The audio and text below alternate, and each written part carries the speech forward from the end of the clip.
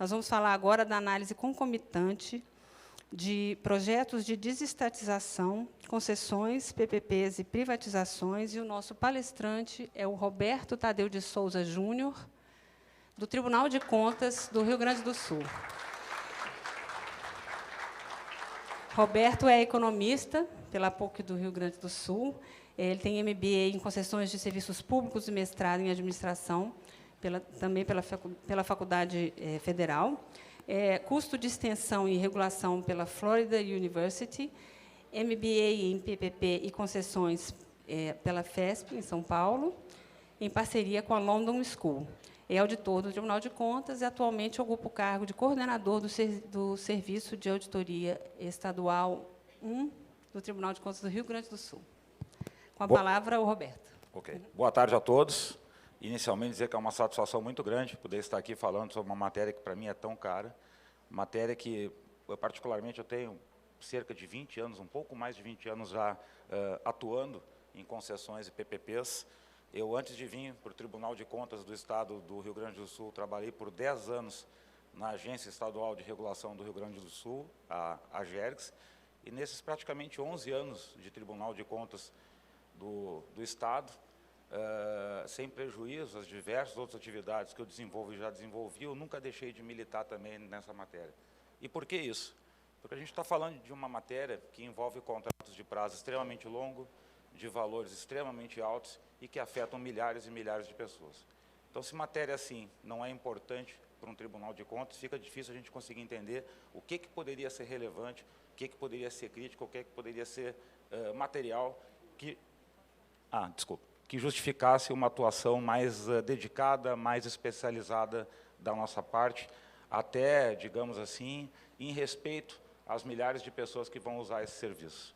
Nesse particular, nada mais justo, né, que eu aproveite as presenças do nosso conselheiro Estilac Xavier e do nosso presidente Alexandre Postal para fazer um agradecimento, em nome de todos os colegas que militam nessa matéria, pelo suporte que a gente vem tendo ao longo dos últimos anos. O conselheiro Estilac sempre manteve a autonomia necessária às equipes de auditoria para que desenvolvessem os seus trabalhos, deu continuidade às capacitações internas e externas que nós fazíamos de maneira específica para a área de concessões, e o nosso atual presidente, o conselheiro Alexandre Postal, por natureza, é um grande incentivador das especializações. Tem militado nisso com bastante ênfase durante a sua gestão, e não foi diferente no que se refere à parte de concessões, dando todas as condições para que a gente conseguisse seguir desempenhando esse importante trabalho. Só a título de exemplo, a gente cita que, enquanto nós estamos aqui, nós temos 2 colegas, nesse exato momento, finalizando o seu MBA em PPP na London School. Ao longo dos últimos anos, já são 11 colegas do Tribunal de Contas que tiveram o privilégio de fazer essa capacitação, que é feita pela FESP São Paulo, em parceria com a London School. Bom, feito esses justos agradecimentos, já aprendi a passar, já é um avanço. Bom, rapidamente, assim, para que a gente consiga dar uma situada, né, no que a gente vai falar, eu sempre gosto de trazer uma espécie de uma metodologia assim, para situar. Né? Mesmo sendo algo assim, cujos resultados mais expressivos eles são recentes, eu faço questão de mostrar que as coisas não acontecem por acaso. Nada é fruto assim, de algo esporádico ou que não tenha planejamento. Ontem o presidente Miola foi muito feliz, aliás, como sempre, né? Quando colocou que não sabe onde quer chegar, qualquer chegada se satisfaz, ou não vai chegar a lugar nenhum. Né? Então, esse trabalho, na verdade, ele começou lá em 2018, né? Ou seja, perpassou aí 4 gestões, né? E a gente sempre tinha muito claro aonde o tribunal deveria chegar e o que ele precisava fazer para chegar lá. E, graças a Deus, nos últimos anos, esses resultados têm sido muito bons, ao passo que a gente, inclusive, hoje desfruta desse espaço aqui com vocês. Nós tivemos um plano de ação, né, que eu vou mostrar como é que ele foi feito. Passo pelas premissas, né, que é justamente esse aonde eu quero chegar.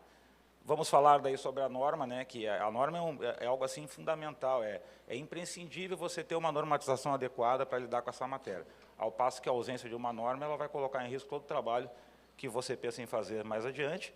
E aí a gente fecha com os números, né, que nós temos em termos de benefícios de auditoria, de processos auditados, de valores totais de contratos auditados e com lições aprendidas. Né, e por que, inclusive, Já o ano passado, uma norma que era de 2018, 2019, já foi reeditada com melhorias, né, justamente nessa curva de aprendizagem e nesse circuito aí de melhoria constante que todos os processos merecem passar. Aqui é interessante, né? O Tribunal de Contas é um órgão que ele é quase um polvo, né? Ele tem tentáculos em diversas áreas e não pode ser diferente, né? A administração pública é assim e o tribunal, por natureza, tem que emular esse mesmo tipo de ação. E naquela regra, né, que nós temos necessidades limitadas e recursos escassos, nós não podemos centrar muita energia em matérias que, daqui a um pouco, não são pujantes em determinados momentos, né? O Rio Grande do Sul teve uma letargia muito grande, por diversos fatores, enfim, nas questões de desestatizações. Durante muitos anos não houve projetos dessa natureza no Estado. E, por conseguinte, não tinha por que o tribunal ter uma visão mais especializada para isso, gastar mais energia nisso, se existiam diversas outras áreas cujas as urgências, né, falavam mais alto. Mas lá em 2018 nós começamos a enxergar, a vislumbrar, um cenário de retomada de muitos projetos em nível estadual, inclusive com privatizações, que geralmente privatizações são matérias muito comuns para o TCU, mas não tão comuns para os TCS e TCMs, o que requereu, digamos assim, uma corrida maior da nossa parte, no sentido de formar equipes e de nos estruturarmos. E também muitos projetos na esfera municipal, né? É aquilo, onde se enxergam recursos, naturalmente os projetos migram para lá. Então, nós tínhamos ali um cenário de liquidez para projetos de iluminação pública, por exemplo, e que é hoje uma realidade ainda muito forte, né? Muitos municípios, inclusive, que na época não tinham porte para isso, começaram a se consorciar para ficarem aptos a fazer esse tipo de concessão, e aí nós enxergamos, olha, ou a gente se prepara, ou vai ser atropelado por isso. Nós vamos ter que dar um tratamento para contrato de milhões de reais, ou de bilhões de reais, como muitas vezes ocorre, da mesma maneira que a gente está dando atenção a uma contratação de caneta, né, a uma compra de merenda escolar em quantidades pequenas, em municípios pequenos, cujas dimensões e proporções são completamente diferentes. A gente não pode atuar de maneira igual em situações que são desiguais, né? Então, ali deu alerta, a gente tem que começar a pensar em como agir. Então, nós fomos atrás, né, de todos os benchmarks que existiam em nível de Brasil, né? Fizemos uma série de visitas em vários TCs que já tinham experiência, né, especialmente o Tribunal de Contas da União. Buscamos as normas, né, vigentes à época, trouxemos aquilo que entendíamos que era interessante para nós, né, e, inclusive, já, na época, fazendo melhorias em relação a esse arcabouço que existia à época, e também já pensando, olha, nós temos digamos assim, uma quantidade de auditores com capacitação para trabalhar nessa matéria muito reduzida, né? Nós tínhamos ali 3 colegas que eram oriundos da Gerix, né? E muitos colegas que gostavam da matéria, mas que, obviamente, não tinham ainda esse expertise. E a gente viu, olha, não dá para, com esse número pequeno de pessoas, fazer frente a isso. Então, também já nos alertou, né, essa situação da necessidade de começar a capacitar e multiplicar conhecimento no interior da casa. Então, nós montamos um plano de ação, né, fizemos um grupo de trabalho, eu até antes de subir falava ali com o Lucas, né, nós tivemos uma imersão agora para gestores, na semana retrasada, onde um dos palestrantes foi muito feliz, que ele colocava que ele tinha muito medo de grupo de trabalho, né, que se você geralmente quer fazer uma atividade que não chega a lugar nenhum, cria um grupo de trabalho, ele vai se extinguir e não se fez nada, né. E, claro, para toda regra tem a sua exceção, né? Mas a gente já tinha esse receio, e aí nós fizemos uma estratégia interessante. O nosso grupo de trabalho, ele tinha prazo definido para encerrar, e nós tínhamos a liderança de um conselheiro. Isso foi muito importante à época, você ter um conselheiro que, digamos assim, que vista essa camiseta, que compra a ideia e que patrocine, de uma certa maneira, esse projeto, que era o conselheiro Pedro Henrique Poli de Figueiredo, hoje já aposentado, mas que segue integrando o Comitê de Concessões e PPPs do IRB. Então, essa liderança foi fundamental para que, na época, se desenvolvesse todo esse projeto. Como eu falei antes, né, fizemos um processo de aproximação com diversos TCs, criamos a nossa norma, né, fruto de muito trabalho, muito debate, a várias mãos ali, né, colegas com conhecimento jurídico, colegas com conhecimento regulatório, conhecimento setorial, conhecimento de tribunal também, isso é muito importante, né? A gente tem que respeitar sempre as idiosincrasias presentes em cada instituição. Não é porque um tribunal teve uma boa prática que eu vou copiar ela ipsis litis para o meu TC. A ideia é sempre bom que a gente leve, mas a forma de implantar geralmente muda. A gente tem diferença em termos de estrutura, diferença em termos de culturas, e isso tem que ser respeitado quando você vai fazer uma normatização sobre o risco que ela não venha a funcionar da maneira mais efetiva. Então, demos início a todo esse processo de capacitação. Só para vocês terem uma ideia, hoje, se nós somarmos a área estadual e a municipal, entre colegas que já trabalharam ou que seguem trabalhando com desestatização, nós temos mais ou menos 27, 28 auditores.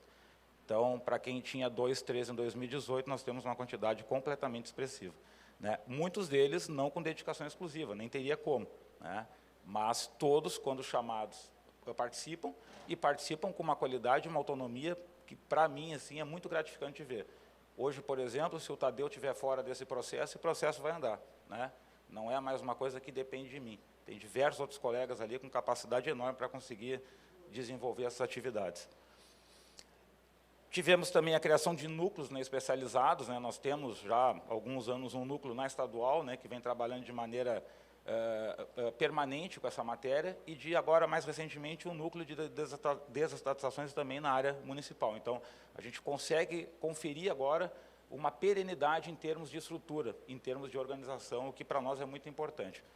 Inclusive, o IRB tem um comitê de concessões de PPPs, do qual eu faço parte, que emitiu, o ano passado, uma nota técnica, né, com uma série de recomendações em termos de atuação dos tribunais nessa matéria, né, e um dos pontos é a necessidade de você ter setores ou áreas específicas de acordo com a característica de cada tribunal. E agora, já uma nova norma, né, em 2022, onde os aprendizados colhidos e as boas práticas trazidas ao longo desse período foram internalizadas para o nosso normativo. Bom, pessoal, o que a norma assim, tem como premissa, né? E tem uma discussão muito grande em nível de Brasil, está aqui o Nicola sabe bem isso, né? O TCU é um protagonista em todos os sentidos, e um exemplo, inclusive, nessa batalha quase que constante, né, de comprovar a legalidade, e, acima de tudo, a importância desse tipo de ação, que é o fato de você conseguir ter na norma um prazo que seja compatível para analisar projetos dessa complexidade. E esse prazo não tem como fugir de uma análise de fase interna de licitação. Você não tem como esperar uma publicação de edital para olhar contratações tão complexas, cuja a eventual irregularidade que possa ser encontrado, você não tenha mecanismo nenhum de corrigir isso, sem que você tenha que parar a licitação, emitir uma tutela de urgência e criar todo um custo para um próprio ambiente de negócios na esfera que você atua. Então, essa atuação preventiva, ela é importantíssima, porque além de conferir um tempo proporcional à complexidade desse trabalho, ela, acima de tudo, vai conferir efetividade na ação do auditor. Você consegue enxergar aquilo que está sendo feito, sendo de fato levado a termo pelo órgão executivo. Se nós fôssemos aqui calcular uma taxa de aceitação de recomendações e propostas feitas pelas áreas técnicas nesses projetos, eu não tenho dúvida alguma que seria um percentual superior a 95%. E aquilo que não foi incorporado foi devidamente justificado, até porque eram questões assim não tão sedimentadas, ou que nós mesmos tivéssemos uma convicção tão fortalecida. Era mais a título de uma sugestão, de uma eventual melhoria. Então, todo esse contexto aí reforça, né, a importância dessa atividade. E ainda do ponto de vista legal, essa discussão ela é bem interessante, né? Porque mesmo sendo uma fase interna, a fase interna ela é formada e constituída por diversos atos administrativos já concluídos naquela época. Então, por exemplo, você tem um projeto, bom, ele não é um edital ainda, mas esse projeto foi contratado. Esse contrato ou foi licitado, ou foi uma dispensa, mas existiu um ato administrativo e uma liquidação de despesa por parte do órgão executivo, no sentido de, olha, se eu recebi o projeto é porque eu aceitei ele, eu acho que ele está em condições. Então, esse projeto já é passível de ser analisado na fase interna da licitação. Mas, é claro, quem é contrário a isso, quem enxerga como algo que exorbita as funções constitucionais dos tribunais de contas, não vai usar esse argumento, vai usar outros, né? Então, na prática, a gente precisa de um convencimento muito grande dos órgãos, né, para ter essa relação pacífica e de mostrar, olha, é uma relação de ganha-ganha, né, nós temos aqui uma possibilidade de todas as partes envolvidas lograrem maior sucesso, que, de certa maneira, vai na linha do que o Nicola colocou hoje de manhã, das questões dos consensos, né, da administração consensual, que cada vez mais começa a ganhar espaço no ambiente dos tribunais de contas. Guardadas as diferenças de cada caso, uma análise nesse sentido acaba também tendo, digamos assim, um diálogo, né, uma linha que perpassa esse novo tipo de atuação nos TCs. Então, isso também trouxe para nós a possibilidade de ter uma padronização de entendimentos, né? Você está olhando projetos da mesma natureza, é muito ruim você ter entendimentos que são dissonantes. E se você não tem uma centralização dessa atividade, pode acontecer. O Tribunal de Contas, por exemplo, em nível de municípios, possui 12 serviços de auditoria, sendo que 9 não são na sede, 9 são regionalizados. Então, se eu tenho uma atividade dessa sendo analisada pelo serviço, por exemplo, de Passo Fundo, né, que fica na região norte, e um projeto muito semelhante em Porto Alegre, sendo analisado por um serviço da capital, se não tiver o diálogo adequado, você pode ter entendimentos diferentes, o que é muito ruim. Até porque, via de regra, quem trabalha nessa área sabe que os projetistas são quase sempre os mesmos. E os caras vão dizer, pô, o próprio tribunal está se contradizendo, o que é muito ruim. Então, a gente teve esse cuidado aí de ter a centralização, né, e utilizar como premissa básica a padronização de entendimentos.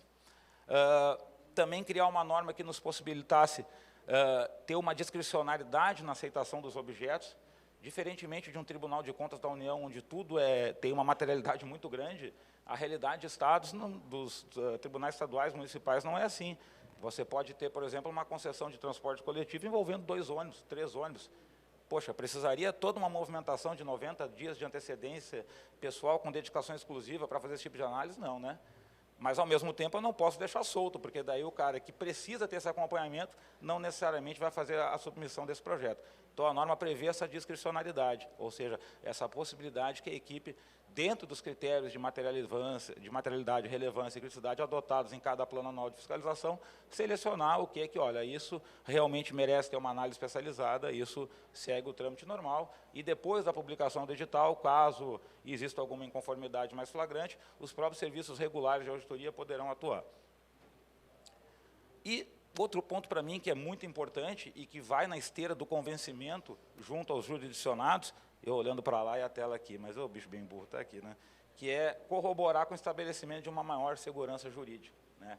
Isso é sempre um ponto muito positivo. Hoje, por exemplo, em termos de Estado, nós temos uma relação que nós nem usamos mais a norma para fazer qualquer tipo de cobrança. Às vezes até chegam projetos que o próprio Estado encaminha, que não são projetos que mereceriam uma análise de prazo de 90 dias, né? Por exemplo, contratos de concessão de uso de valores mínimos, né? Mas é que o Estado também se sente mais confortável de ter uma análise nossa robusta, que, via de regra, tem melhorado projetos, que confere uma segurança jurídica maior, e a mesma realidade a gente tem encontrado em nível municipal. Municípios que já têm conhecimento da nossa atuação, conversam entre si, e a submissão tem corrido de maneira muito mais espontânea do que, digamos assim, por algum enforcement legal. Então, como eu falei, né, a data que a gente escolheu, o prazo, é um prazo de 90 dias. Esse prazo, a priori, pode parecer um prazo muito grande, né? O jurisdicionado, poxa, que baita intervenção, eu tenho que esperar no mínimo 90 dias para fazer a publicação de um edital. Só que, na verdade, é uma grande falácia, porque projetos bem feitos de concessões PPPs, em média, são gestados em 24 meses. Poxa, se num organograma, em 24 meses, você não conseguir destinar 3 meses dentro desses 24 para uma análise de controle externo, por si só, quem sabe, a gente já tem uma desorganização nesse projeto. Hoje, tudo que vem estruturado, seja pela Caixa Federal ou pelo BNDES, já no fluxo desses projetos, no cronograma, já constaria o prazo destinado à análise do Tribunal de Contas do Estado, o que para nós é uma alegria muito grande, demonstra um respeito, né? E, acima de tudo, assim, a internalização dessa análise no cotidiano de tais projetos.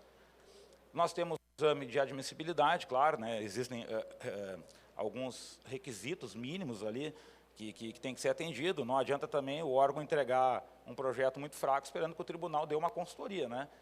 Claro que a gente melhora projetos, a gente participa de maneira ativa desse projeto naquilo que nos cabe, são coisas que naturalmente decorrem de uma fiscalização, mas também não é o caso de passar para nós a responsabilidade de estruturar um projeto. Então, dependendo da situação, pode ser negado.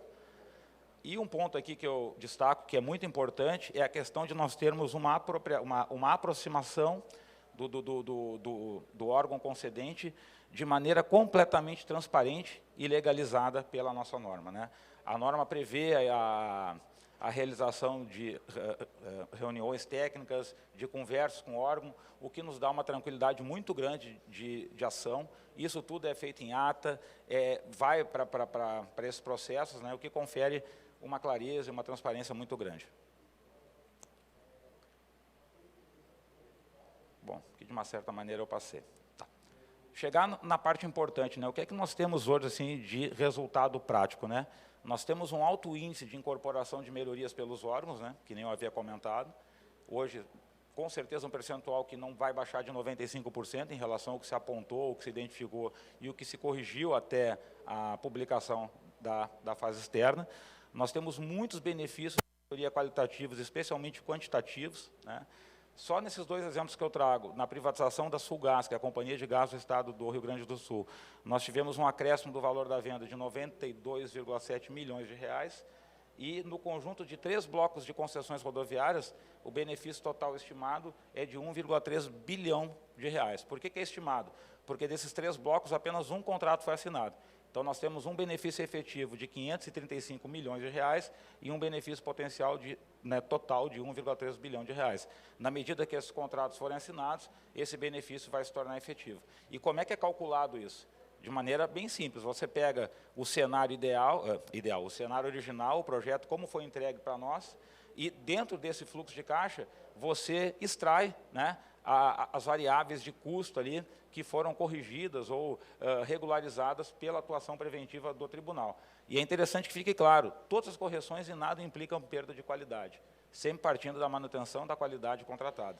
E aí, fazendo um atingir meta em Excel, dentro de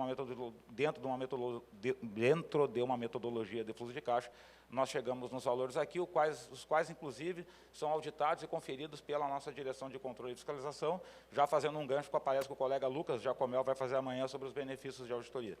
Já fiz teu comercial aqui também. Um baixo índice de tutelas de urgência, né, ou seja, a atuação tem sido muito efetiva, né, ao ponto que as interferências do tribunal na fase externa são muito diminutas, né?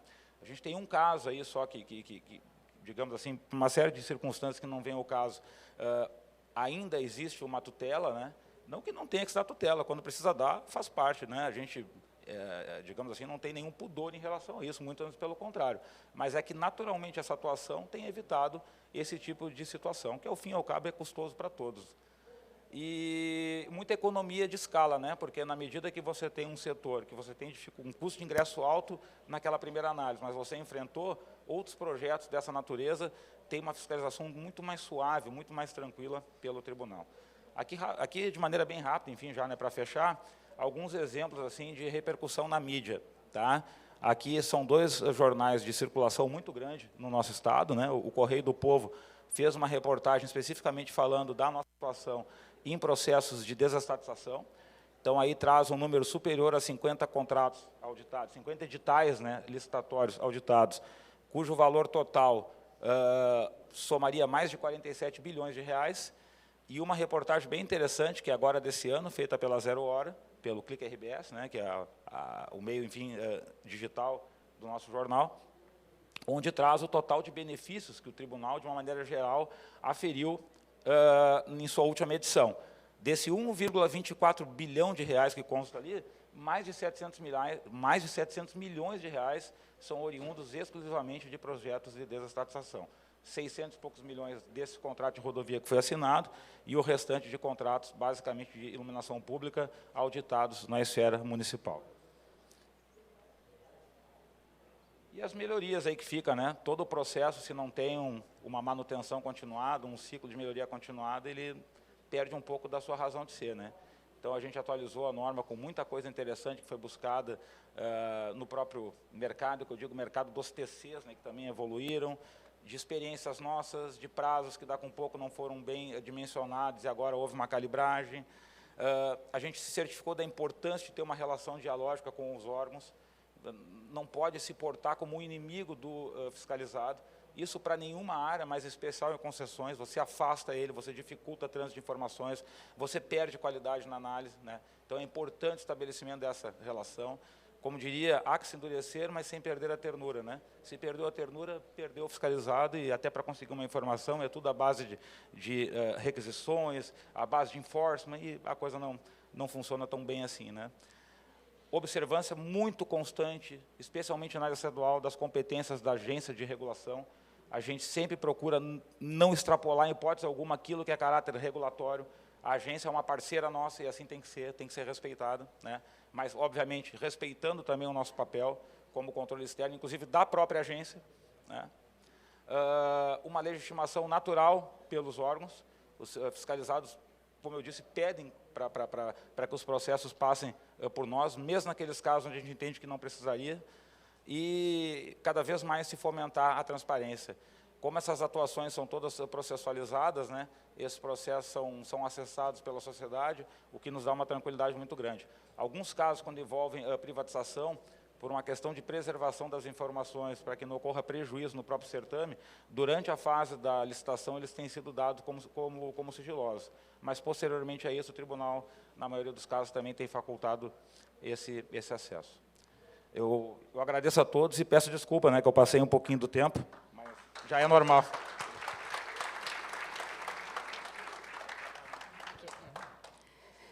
Então, vamos abrir para as perguntas. Para ser justa, a gente vai fazer só 2 também, porque não. E enquanto a gente distribui aí o questionamento, eu queria comentar uma coisa com você, né? Assim, hoje pela manhã eu tive a oportunidade de conversar com uma pessoa sobre essa questão das PPPs e concessões. Eu estou tentando lembrar exatamente a nacionalidade, mas eu acho que era México. E aí ele comentou, perguntando para uma pessoa da Inglaterra como é que eles lidavam com a questão de serem, assim, no momento da negociação com contratos de longa duração, como concessões e PPPs, né, com o fato de que a administração costuma ser muito boazinha com o contratado em detrimento da sociedade, né? E um comentário que eu fiz e eu considero importantíssimo nesse processo de concessões e PPPs eventualmente, a gente começar a fomentar mais a participação social nesse momento, sabe? Porque o que acontece com o empresariado nesses tipos de negócio é que eles têm uma força, né? Eles têm uma força desproporcional a uma sociedade que não se mobiliza. Então, é claro que isso gera esse tipo de viés nos contratos de concessão. Então, eu queria comentar que o desafio nosso, muito grande, é o acompanhamento desses contratos, não é? Durante o prazo de contrato, né, de execução. Temos perguntas da audiência? Comentar rapidamente sobre o que tu falaste. Olha, esse ponto que tu traz é extremamente relevante, né? Os tribunais, quase todos, eles têm normas para acompanhamento de licitações dessa natureza e não tem para acompanhamento de contrato, né? Mas muito também porque os contratos eles podem ser acompanhados dentro dos ritos normais de cada tribunal. Nós ali, como agora já temos algumas concessões com maturidade suficiente para ser analisado, nós já startamos alguns processos. E um deles, inclusive, envolve a primeira concessão de rodovia feita nessa década, né, e que pega não só a execução do contrato pelo concessionário, mas também a própria ação da agência, né. A nossa agência ela acaba sendo alvo de muitas críticas, né, por questões de estrutura, questões que muitas vezes fogem à própria alçada dela para decidir, né, mas que nós estamos atuando, justamente nesse sentido de conferir uma legitimidade maior e tentar também conferir uma participação da sociedade maior na execução do contrato, né. Muitas vezes, inclusive em nível de Estado, a crença nas agências, infelizmente, tem sido baixa. As pessoas tendem a recorrer mais aos tribunais de contas do que às próprias agências. Então, a gente tem esse cuidado, assim como eu disse, para não extrapolar a nossa função, né, e melindrar a agência, que tem uma função extremamente importante, mas, ao mesmo tempo, também a obrigação nossa fazer esses acompanhamentos, né. Boa tarde, Tadeu. Meu nome é Jefferson, sou aqui do Tribunal de Contas do Estado de Mato Grosso. Na verdade, são duas questões num conjunto, né? Quando você colocou os 90 dias para análise dos projetos de desestatização, esse seria o prazo global do Tribunal de Contas, incluindo a análise pela área técnica, mais deliberação pelo colegiado. E também queria saber como é que é o dimensionamento das equipes técnicas que vão atuar na análise desse projeto. Normalmente, lá são compostas por quantos auditores, né? Ou se muda muito dada a característica de cada projeto em específico? perguntas ótimas, tá? Com relação aos prazos. O nosso prazo de 90 dias, na verdade, é a tramitação na parte técnica, né? A parte do julgamento não tem. Por que que isso, na imensa maioria dos casos, não tem sido problema? Porque como os acompanhamentos têm sido tão exitosos, as licitações estão saindo, quase todas elas, bastante redondas. Então, você não tem problemas, por exemplo, com relação a julgamento. Até porque ocorre da seguinte forma, não existe um julgamento nosso de fase interna. Tá? O TCU até tem algo parecido, depois o Nicola pode explicar um pouco melhor, mas nós não temos nenhum acordo, nenhum tipo de decisão na fase interna. Né? Basicamente, aquilo que sai de recomendações da parte técnica, o conselheiro cientifica o órgão, né? Mas não tem uma decisão ali. Então, via de regra, isso não tem atrapalhado, entende? Seja pelo fato que grande parte dos projetos, ou quase todos, já têm saído, digamos assim, sanados desde a origem, ou nos casos onde pode ter algum problema, não existe decisão. A decisão é depois na fase externa, se tiver que dar uma cautelar. Então, tem sido bastante tranquilo. Em termos de pessoal, vamos pegar assim a parte estadual. Nós temos 3 serviços de auditoria no Tribunal do Rio Grande do Sul que atendem o Estado. Um deles, que é o que hoje eu estou na coordenação, tem respondido por todos os projetos, ou quase todos, eventualmente um que outro não passa ali, da área de desestatização. Então, o meu setor são 18 pessoas, dessas 18, eu tenho alocado, em média, assim, a cada plano anual de fiscalização, no mínimo 9 para trabalhar, mas porque a gente está tendo muita concomitância de projetos. Basicamente, vai de 4 a 5 pessoas por projeto, e em nível de município tem sido de 2 a 3. Tá, porque geralmente são projetos menos complexos, né, e mais repetitivos também. Os projetos do Estado é tudo coisa única. Vou conceder um parque, a característica daquele parque não tem nada a ver com a do outro. Né? Vou conceder uma rodovia, é um projeto completamente novo. Nos municípios é meio assim, como é que eu vou dizer, é quase uma linha assim de produção. Né? Então, você, no momento que sofre um pouquinho para fazer um, fica mais fácil depois de olhar os outros.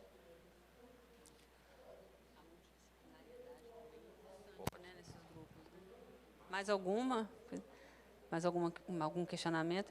Eu estou aqui comentando com ele sobre a questão da necessidade de ser multidisciplinar, né? A composição da equipe. É importantíssima essa parte. Interessante também. Naquela norma que eu tinha dito para vocês que o IRB lançou o ano passado, um dos itens é especificamente a necessidade de equipes multidisciplinares. Né? Não tem como atuar sozinho. Você precisa ter engenheiro, administrador, advogado, economista, enfim, é fundamental, né? Até para quem tem uma curiosidade, a norma está disponível no site do próprio IRB, né? Tem um link ali que é só dos comitês, tem o Comitê de Concessões PPPs ali, tem a norma disponível para download. Tadeu, primeiro, parabenizar a tua palestra, tuas palavras, acho que são bem elucidativas em relação ao tema. Eu sou lá do Rio, do TCM Rio, conselheiro Bruno. Esse ano, a gente sorteia os lotes para os conselheiros, né? Eu fiquei com a incumbência de relatar a saúde para o biênio 23-24. E a gente justamente criou um grupo de trabalho para trabalhar sob o viés do consensualismo, as questões da gestão. Eu acho que é muito mais efetivo do que atuar através dos processos, não que a gente despreze o trabalho feito através dos processos administrativos, mas com um viés mais de tentar resolver as questões, também chamando da nossa experiência, a Controladoria Geral do Município, enfim, os atores da municipalidade que trabalham aí para a melhoria da gestão. E aí a pergunta que eu te faço, porque recentemente a gente se debruçou com a PPP do Souza Aguiar, do complexo hospitalar, o Hospital Souza Aguiar. Talvez seja a urgência maior urgência da América Latina, né, em termos de atendimento, não só da cidade, do Rio e do município, mas né, também como polarizador da região metropolitana. E a gente atuou, não acho que da forma como vocês atuam, antes, mas o edital já modelado, a modelagem já feita, mas também foi importante porque, ainda que depois da fase interna, várias questões acabam sendo afinadas ali, esse ajuste fino é feito em encontros presenciais em que você consegue conversar com o gestor e, às vezes, esclarecer situações que, através do processo, você demoraria um tempo absurdo, atrapalhando a entrega para a sociedade daquele serviço público. Então, eu queria entender mais um pouquinho melhor como é que é essa dinâmica. Você disse que essas recomendações, esse conjunto de observações que vocês fazem, vocês relatam ao conselheiro relator, que dá ciência à jurisdicionada, ou existe também algum momento que vocês sentam ali ao modelar, por exemplo, uma PPP? Só para esclarecer isso para mim. Excelente, excelente questionamento. Nós temos, durante todo esse processo de 90 dias, uma série de devolutivas, né, entre a equipe e os órgãos, sem, digamos assim, até a intervenção formal do conselheiro relator. A gente procura, assim, passar para o conselheiro relator já na versão final, né, porque senão até traria uma poluição muito grande para esse processo, quem sabe criasse mais confusão para o relator do que ajudasse ele numa decisão. Então, todo esse procedimento preliminar é só equipe de auditoria, serviço de auditoria com o órgão. E tem muita coisa assim que se resolve nesse período, praticamente tudo. E como você muito bem colocou, essas reuniões elas esclarecem muito mais do que uma RDI, do que você fazer um relatório frio, né? Tem tido muito sucesso. E até por que se faz isso? Porque a nossa ideia é justamente que ele tenha tempo de internalizar isso no edital. Se eu passar 90 dias mudo e no final entregar uma informação de 70 páginas para o cara, pô, ele vai levar quanto tempo para fazer esse edital? Ou ele vai levar mais 3 meses para lançar o edital, ou ele vai ignorar por completo, vai lançar de qualquer jeito e o problema está feito. Então, a gente, assim, a nossa ideia é que o relatório nunca soe como uma surpresa para o gestor. Quando ele recebe, ele já sabe de tudo. Inclusive, ele já corrigiu. Na maioria dos casos, a gente tem feito assim. Então, uma pergunta muito boa, assim, excelente, né? E que nos ajuda assim, a esclarecer como tem funcionado na prática. Essa característica depende também muito da maturidade administrativa, né? De onde estão sendo feitas as PPPs, e isso é um problema às vezes, né? Porque isso é muito heterogêneo no Brasil afora, né?